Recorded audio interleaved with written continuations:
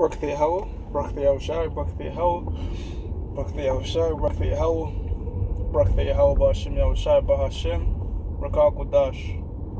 Double honors to the apostles and the elders of Great Millstones, true well, and salutations to the hopeful elect out there. You Akim Tezadakim that do this thing in the utmost truth and sincerity.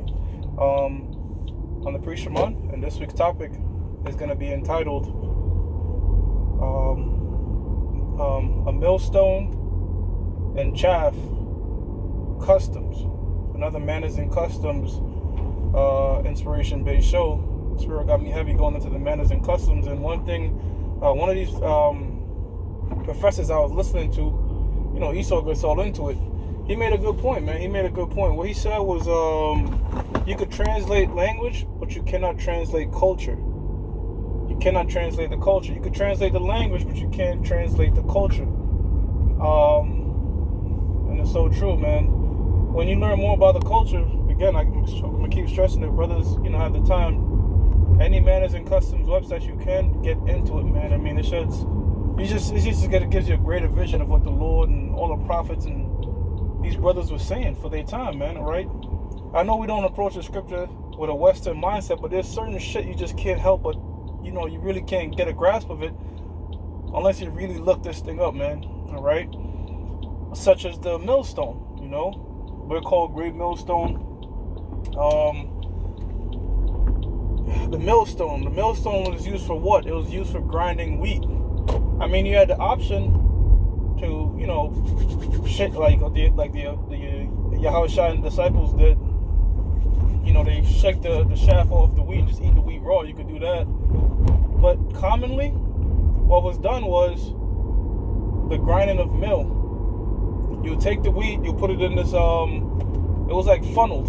You had two stones. You had a larger stone and a top stone, and they'll grind it like so. They'll funnel the wheat in and they'll grind it to make meal.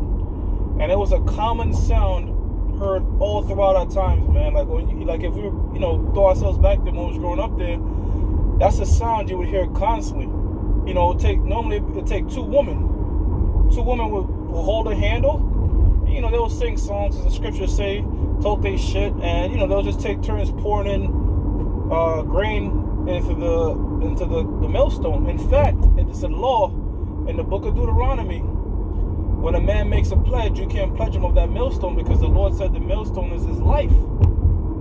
The millstone is always associated with life, because again, you have these two women grinding it, and you always hear it in the morning, sometime in the evening, man.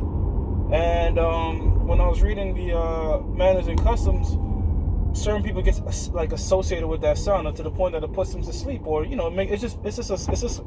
shouldn't be soothing, but you hear it after a while that it kind of becomes soothing. And pursuant to the book of Exodus, that was one of the lowest positions you could have.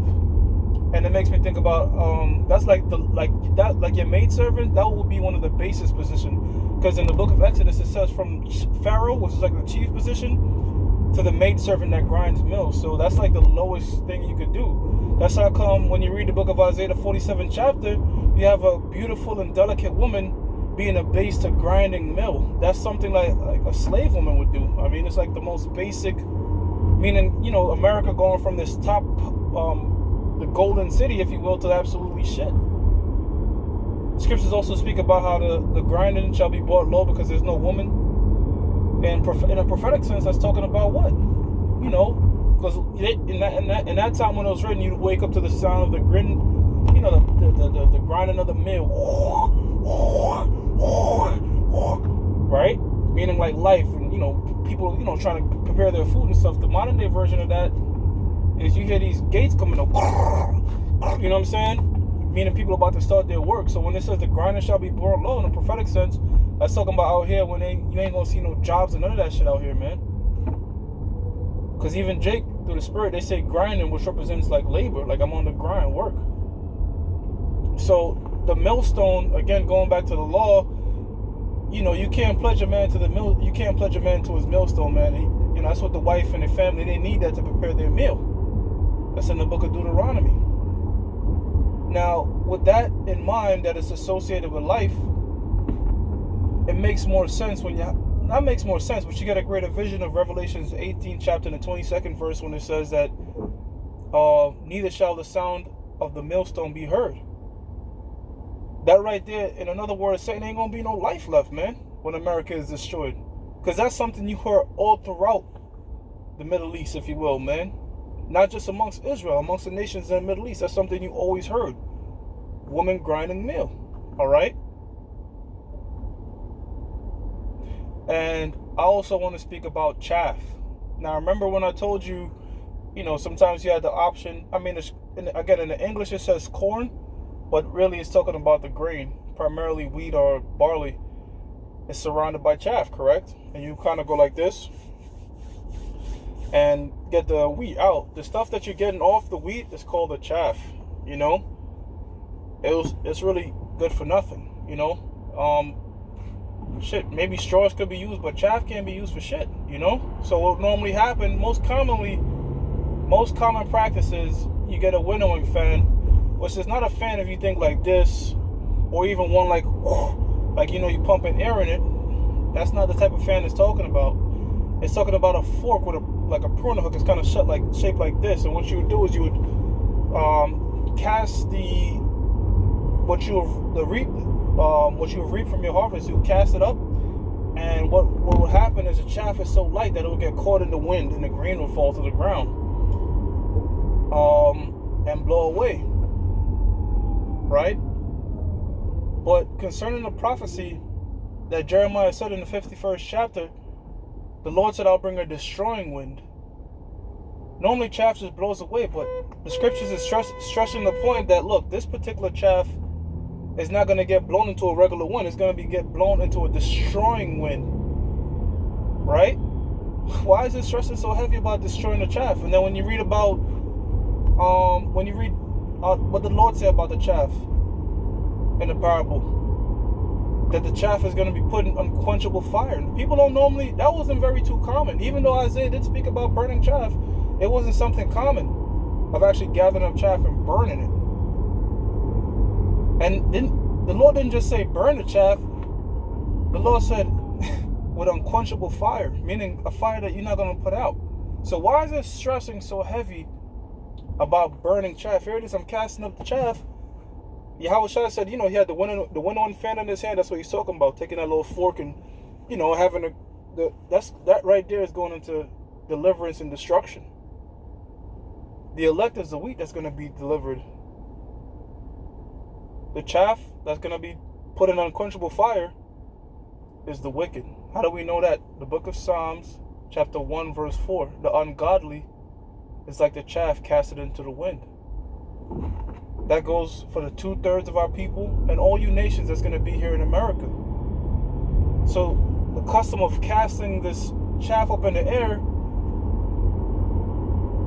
which normally would just get blown away with the wind, the prophets are saying through the Spirit, listen, this chaff, this ungodly, according to Psalms 1 and 4, they're going to get burned with unquenchable fire into a destroying wind.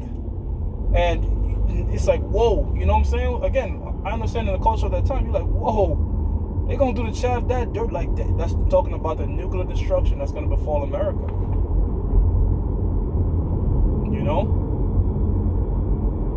Yeah, man, so stones were very important. All right, agriculture was very important.